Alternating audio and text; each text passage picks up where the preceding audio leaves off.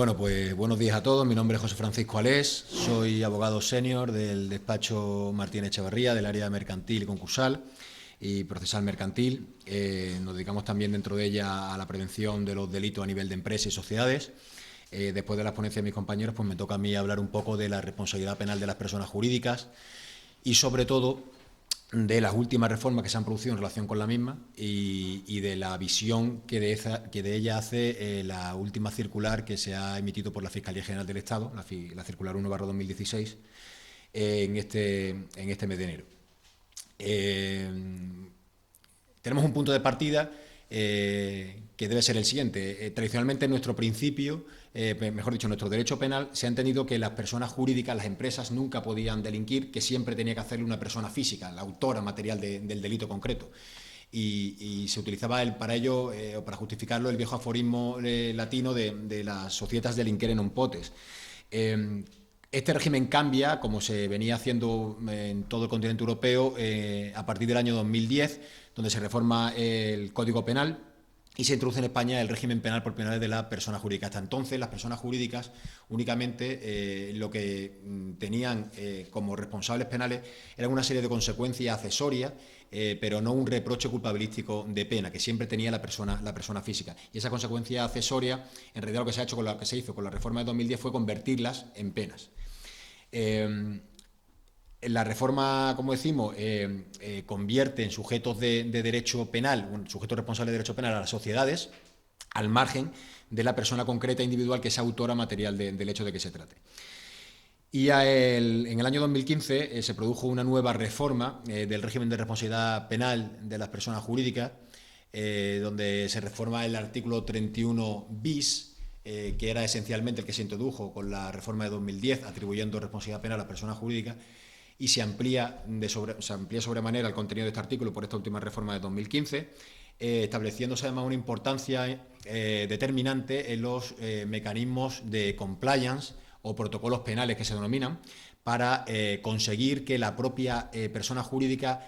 se vea exonerada o exenta de la imposición de una pena en caso de que alguien de su entorno o de su personal, tanto o bien sea órgano administrativo como un mando subalterno, como un empleado más, pueda cometer un delito e impida que se imponga así una pena a la persona jurídica. A su vez, sobre ello se ha pronunciado, como decimos, recientemente la Fiscalía General del Estado en su circular 1/2016, de la que también hablaremos. Bien, los sujetos que son penalmente responsables, según establece el artículo 31 bis del Código Penal, dentro de una sociedad, ¿vale? Como sabemos, la responsabilidad penal recae sobre la empresa, pero pueden cometer la conducta delictiva dos tipos de personas. En primer lugar, los representantes de la sociedad, sus administradores, etcétera, bien por ellos mismos o actuando como un órgano propio de la propia compañía mercantil o sociedad en concreto, o empresa, y siempre que además sea cometido en nombre de la sociedad o en beneficio de la misma. Y en segundo lugar, también pueden cometer delitos, o se entiende que comete delito por parte de la sociedad, cuando en el ejercicio de sus actividades sociales hay algún mando sometido a los anteriores, es decir, a los representantes legales o a los gerentes de la empresa, y se ha incumplido por parte de ellos su deber de control y vigilancia en las actividades concretas de la empresa.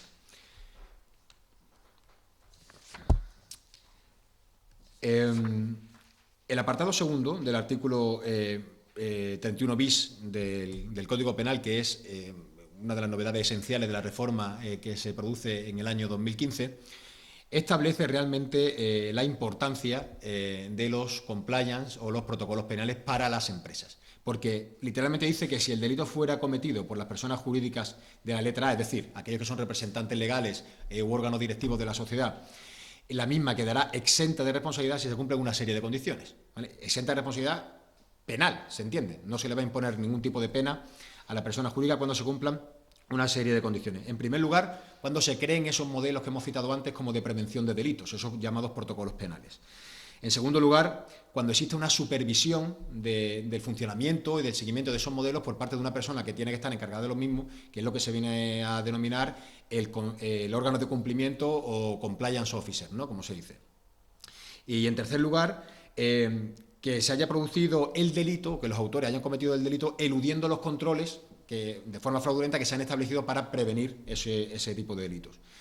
Y por último, la última condición que debe darse es que no se haya producido una imprudencia o una dejación de funciones por parte del órgano que decíamos antes, del Compliance Officer.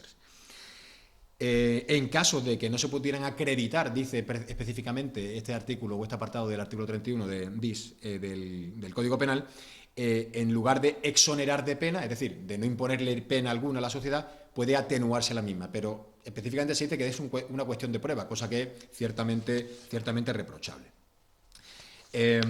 Por su parte, el artículo 31 bis en sus apartados 3 y 4, que también son creación nueva de la última reforma del Código,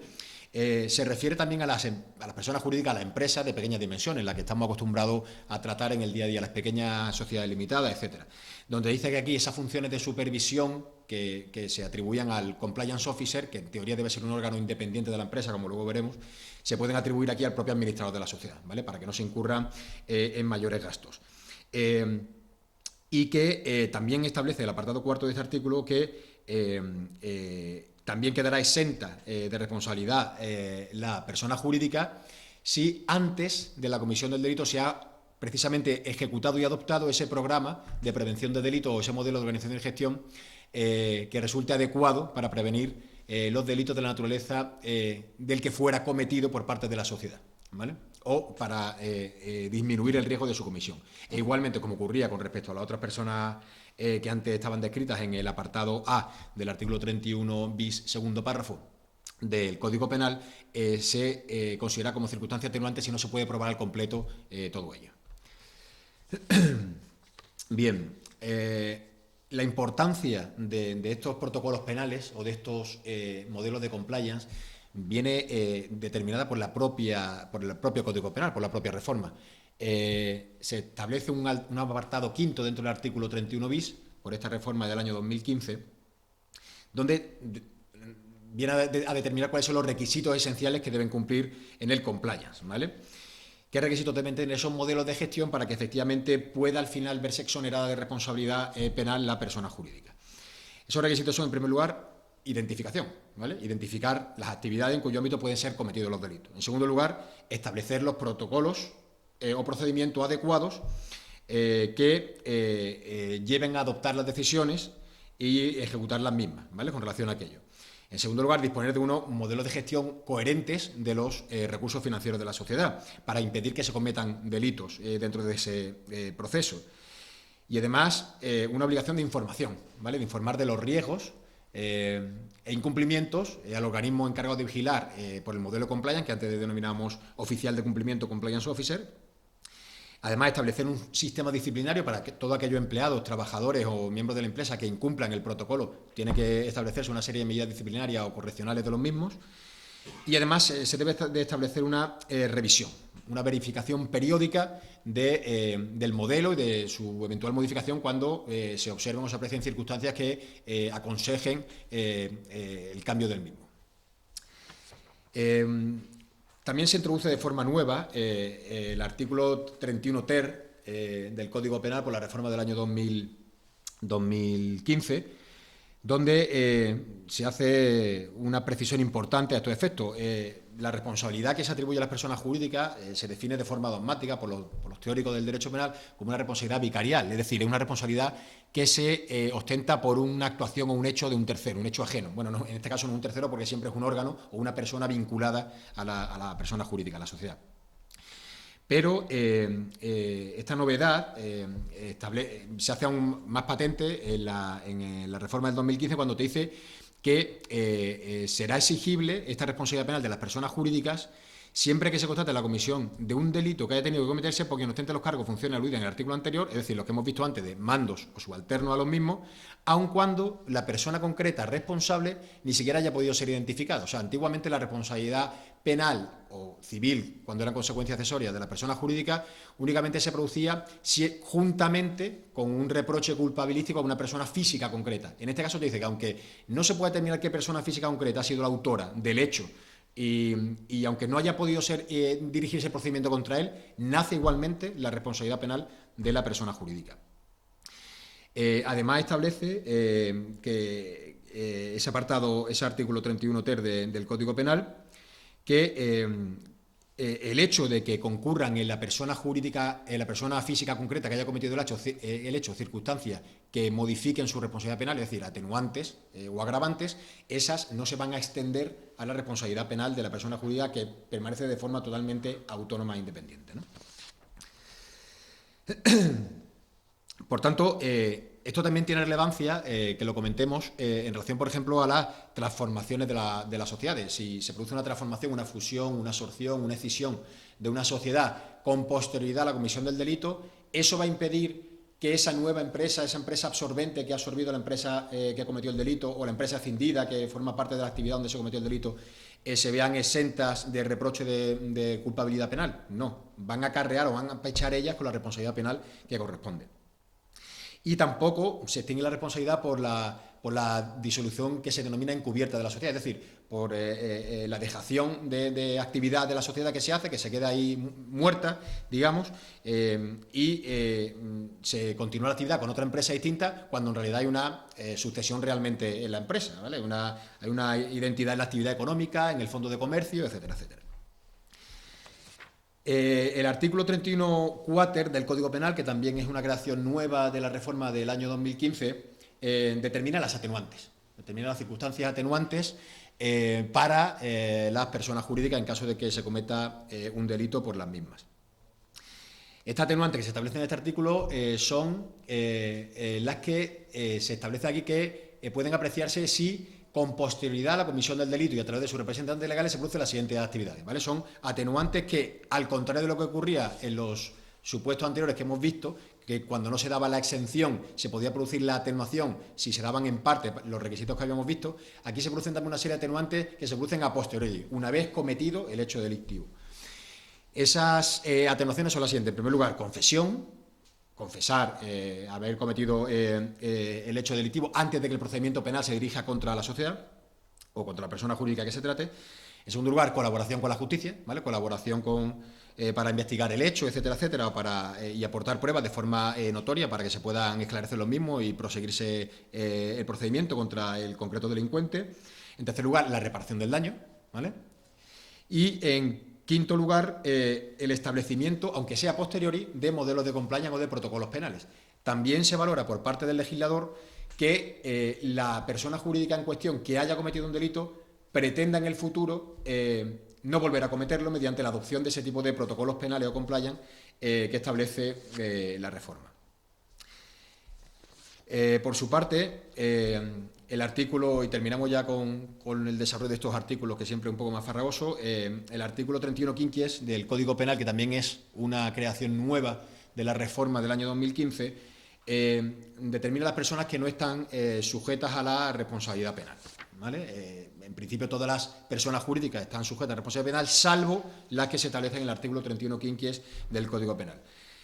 Por lo tanto, esas personas que no están al margen del reproche culpabilístico son el Estado, las administraciones públicas, los organismos reguladores, las agencias y entidades públicas empresariales.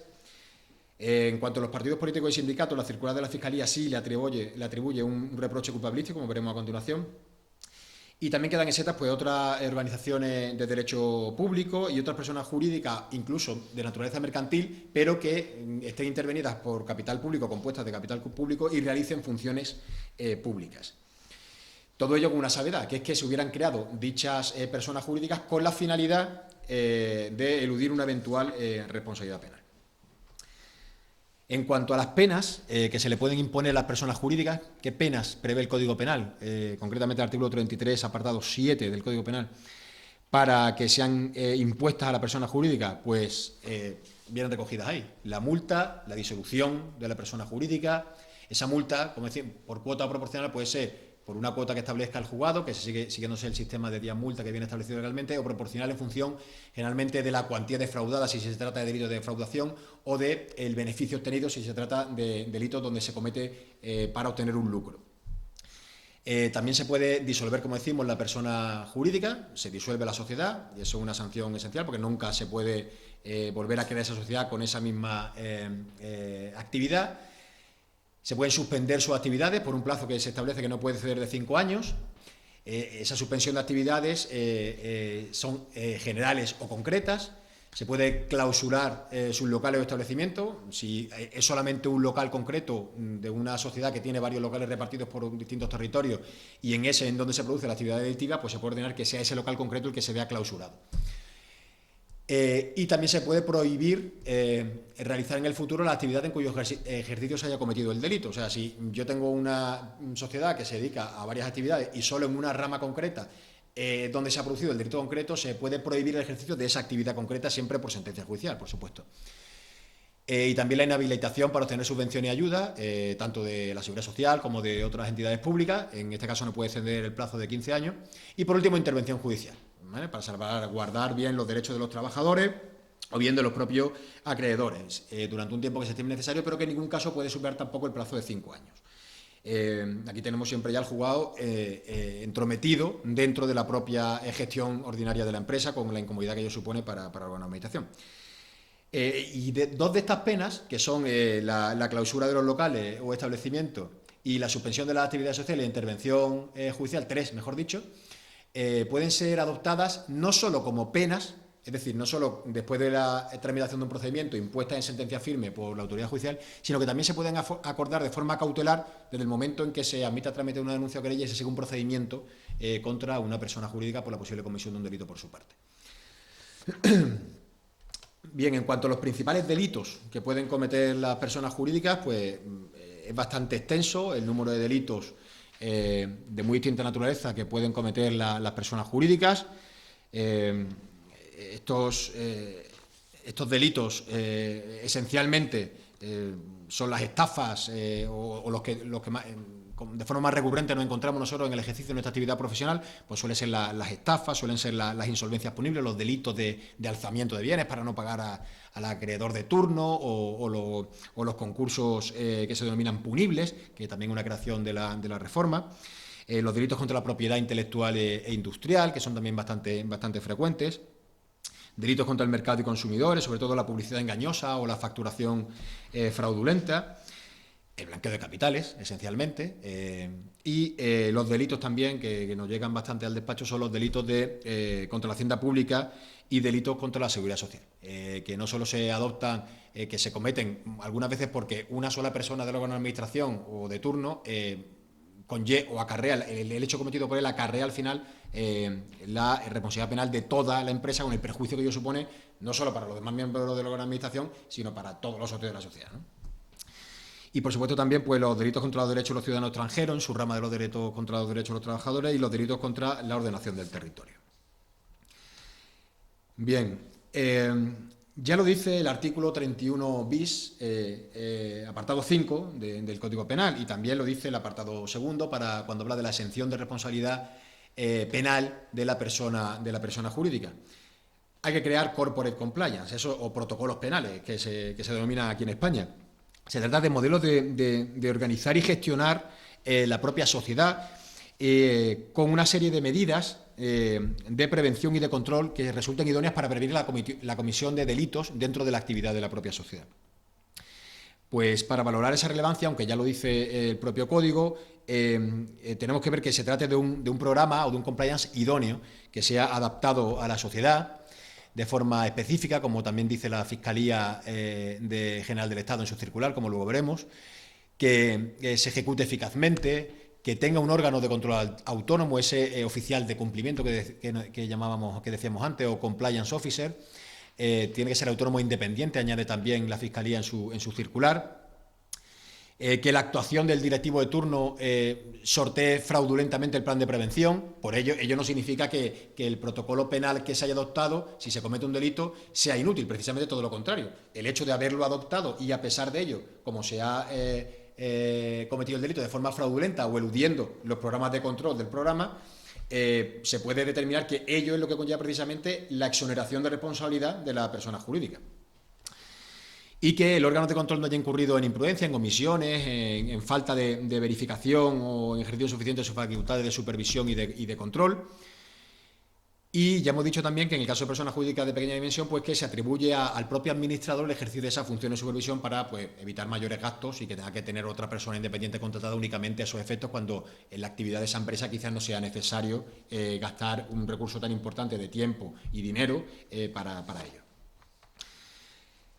Por tanto, en cuanto a los modelos de compliance, hemos visto que se pueden adoptar, en primer lugar, tanto con anterioridad, que es lo recomendable, a la comisión del delito para que funcione como circunstancia eximente, aunque en algunos casos será atenuante, y también se pueden adoptar con posterioridad a la comisión del delito, aunque en estos casos siempre funcionará como circunstancia atenuante de la responsabilidad penal de la persona jurídica. Bien, vamos con los criterios de la Fiscalía. Como decimos, la circular de la Fiscalía General del Estado, 1/2016, ratifica, como no podía ser de otro modo, la importancia de estos protocolos penales. De forma manifiesta, ratifica igualmente que la exención de la responsabilidad penal de la persona jurídica, es decir, la persona jurídica no se le va a imponer pena alguna, siempre y cuando tenga instalado o establecido o incorporado un programa de prevención de delitos. El objetivo que dice la Fiscalía de toda esta nueva regulación, ¿cuál es? Pues crear una nueva cultura empresarial. Aquí ya trasciende del hecho concreto y dice que hay que concienciar a las empresas en que no se trata de establecer una serie de mecanismos estereotipados o por un requisito que así me lo pide la ley y lo coloco ahí para eximirme de responsabilidad, sino que hay que crear una cultura en las empresas para que se creen una serie de criterios de organización preventivos que impidan la comisión de delitos por parte de la sede empresarial. Y la autorregulación que debe llevar a cabo las empresas, pues se resalta como importante y esencial. La Fiscalía ratifica las conductas imprudentes que se establecen en el Código Penal, que solamente pueden también ser penadas de forma específica, que son los delitos los delitos de insolvencia punible, los delitos contra los recursos naturales y el medio ambiente y el blanqueo de capital y financiación del terrorismo. Pero añade la Fiscalía, y esta es la importancia, que para que la persona jurídica en esos casos sea responsable penalmente, es necesario que se dé un incumplimiento de esos deberes de supervisión, vigilancia y control de carácter grave. Es decir, que se dé una especie de dejación imprudente de funciones de vigilancia y control por parte del compliance officer en una sociedad normal o del propio administrador que hace esas funciones en caso de sociedades de pequeña o reducida dimensión. Y además establece que el hecho de tener algunos compliance, en algunos casos, no será obstáculo para que incluso, si bien sí se pueda salvar la responsabilidad penal de la persona jurídica de la sociedad, ello no impida que pueda ser responsable civilmente de forma subsidiaria con respecto al autor material del hecho delictivo. También dice la Fiscalía en su circular que los partidos políticos y los sindicatos, pues se le puede, con respecto a ello, que la responsabilidad penal se puede extender no solo a ellos, sino además a fundaciones y entidades con personalidad jurídica a ellos vinculados. O sea, se les considera como auténticas organizaciones. A la vista tenemos pues los altos niveles de corrupción que han forzado al legislador y a la Fiscalía además a adoptar este criterio interpretativo.